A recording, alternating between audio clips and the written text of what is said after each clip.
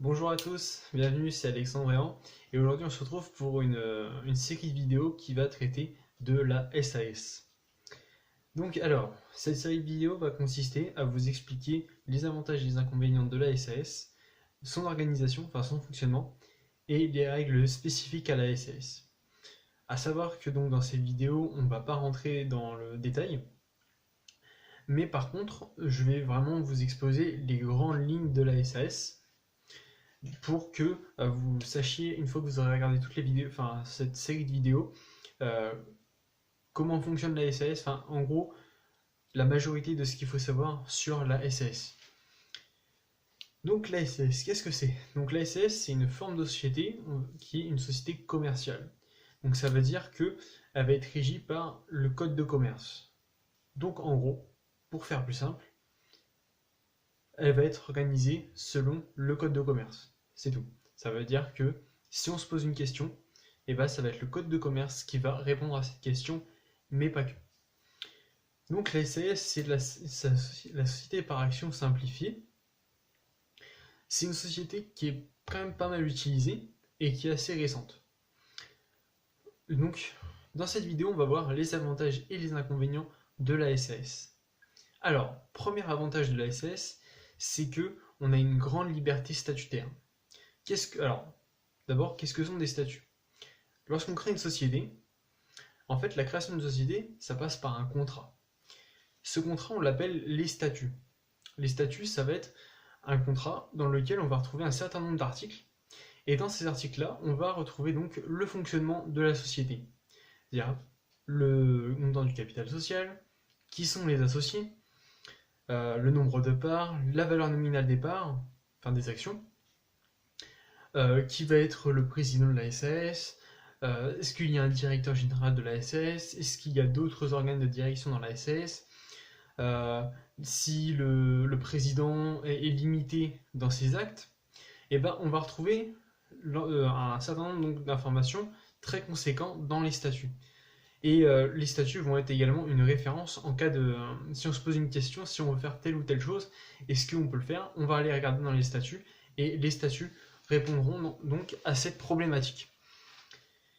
Donc le fait d'avoir une grande liberté statutaire, contrairement à beaucoup d'autres sociétés, ça va être les associés qui vont créer leurs règles, les règles de leur société.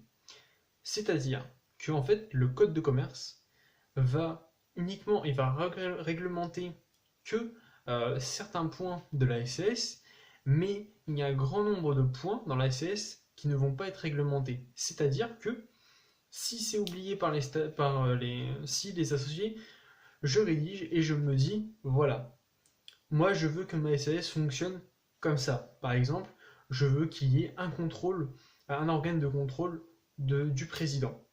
Et bah, ça va être tout à fait possible dans la SAS par le biais des statuts ou dans lequel on va préciser comment va être organisé l'organe de contrôle, son rôle.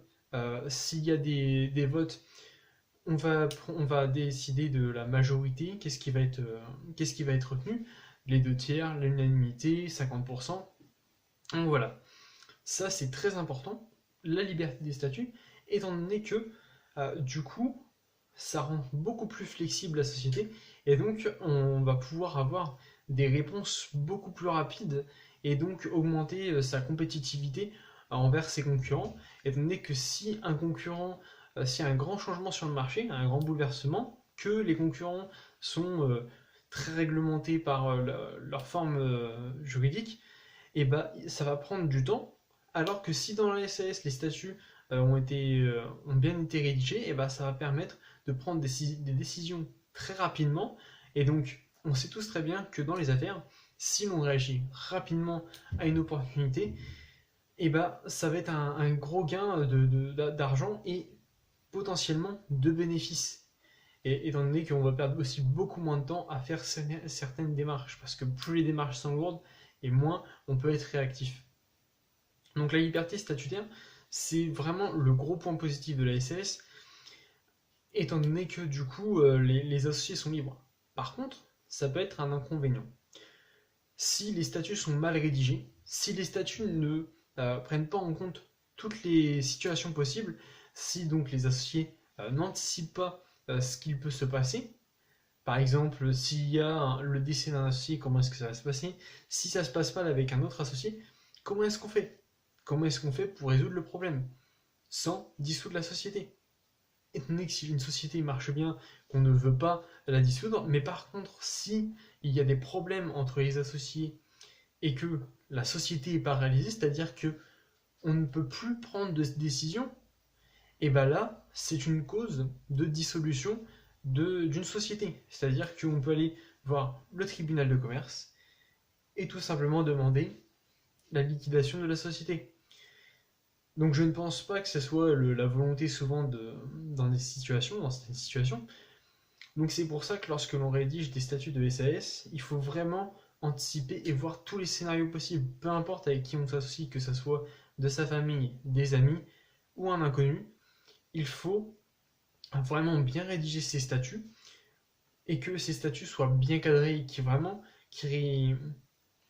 disent vraiment bien le fonctionnement, comment est-ce que doit fonctionner la société dans chacune des situations qui peut se présenter.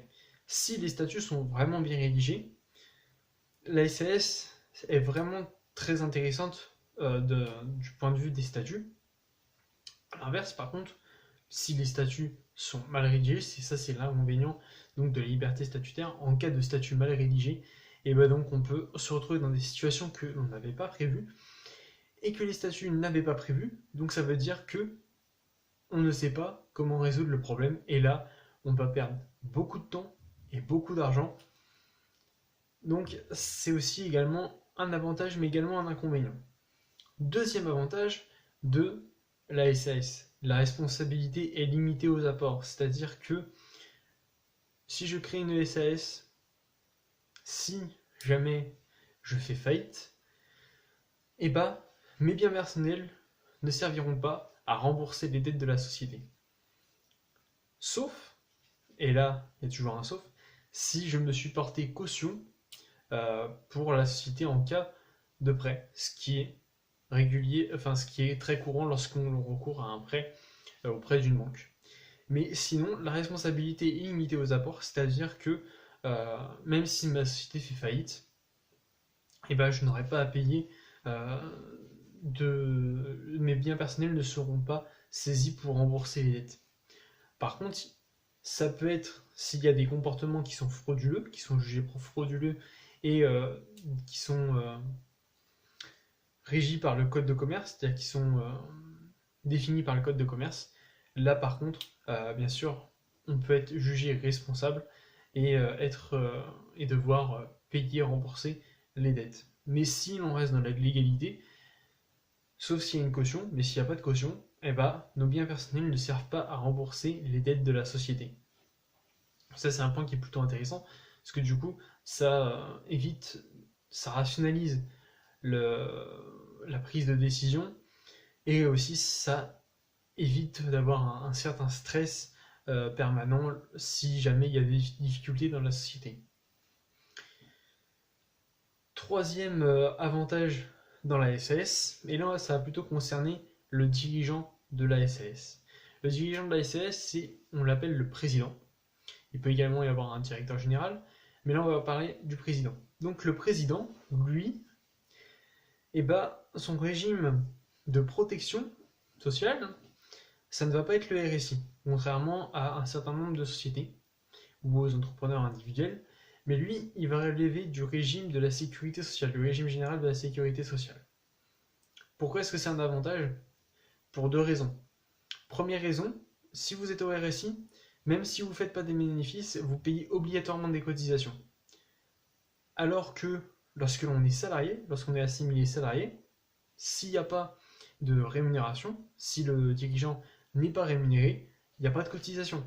Donc ça veut dire que même si je fais zéro bénéfice, zéro de chiffre d'affaires, je ne paierai rien en cotisation. Ce qui est intéressant, étant donné que souvent au début de vie d'une société, le dirigeant ne va pas se rémunérer. Et donc, même si on n'est pas rémunéré et que l'on paye des cotisations, ça veut dire qu'on va avoir des charges en plus, des sorties de trésorerie en plus, et donc ça va quand même être pénalisant pour le développement de la société. Bon, certainement dans une moindre mesure selon l'importance de la société, mais c'est quand même une sortie de trésorerie qu'il ne faut pas négliger et qu'on pourrait se passer, franchement. Donc, voilà, le régime général de la sécurité sociale, c'est intéressant déjà pour ça, mais deuxièmement, lorsque le dirigeant commence à se rémunérer, ça veut dire que logiquement, c'est-à-dire que la société peut-être commence à décoller et est en bonne santé, normalement. Et ben ça veut dire quoi? On va peut-être payer un petit peu plus de cotisations, mais la contrepartie, bien sûr, comparée au RSI, c'est que la protection sociale est meilleure que le RSI. Étant donné qu'au RSI, ça fait légèrement moins cher en termes de cotisation, mais par contre, on va avoir une protection qui est moindre. Donc c'est toujours intéressant d'être au régime général de la sécurité sociale. Donc ça, c'est voilà, ouais, ce point-là, c'est vraiment quand même un avantage en termes de trésorerie, et puis après davantage vraiment pour le dirigeant de la société, étant donné que voilà, la santé, c'est hyper important, et donc vraiment le gros avantage d'être sur le régime de la sécurité sociale, c'est vraiment la protection sociale qu'on aura après, enfin tout du moins au cours de sa vie, et la santé, on sait tous très bien que c'est important, c'est primordial. Donc alors, quatrième avantage de la SAS, cet avantage dans la SAS, c'est que, vu que les statuts sont libres, c'est un peu en lien avec le premier avantage, mais en fait, on va pouvoir garder le contrôle, si les statuts sont bien rédigés, et ben on va pouvoir garder le contrôle total de notre société. Lorsqu'on inclut certaines clauses dans les statuts, ou lorsqu'on prévoit certaines choses dans les statuts en ce qui concerne les actions, et ben on va pouvoir augmenter les droits de vote des actions par un multiple qui peut être infini.